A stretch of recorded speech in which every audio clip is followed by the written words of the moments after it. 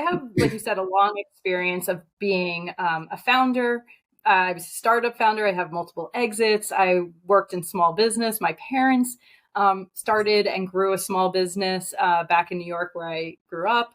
And I saw really early on what one small business, the impact it could have on a community, not just my family, but the employees' families, the community that the money was going back into, right?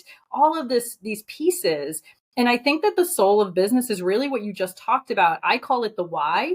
And it's what makes businesses authentic and what marketers like latch onto, right?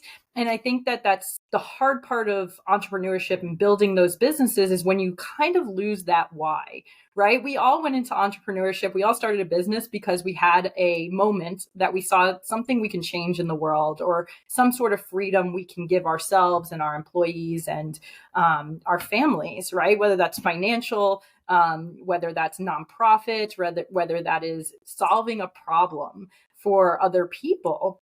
So they didn't have to have the problem we had, right? Yeah. And so often we get sucked into this. We have to make money, we have to build new products, and we lose that why, we lose that soul, and it becomes this grind. And in a year, 2 years down the line, when we like look back and see, generally it's at the moment when we're deciding whether we pivot or go find a job, right? Is this something are we really supposed to be entrepreneurs?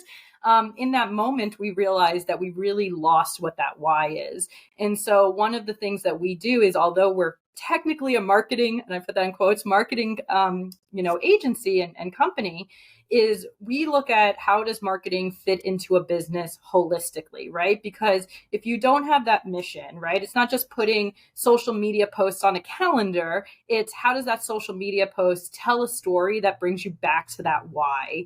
And really, that's the soul of business for me.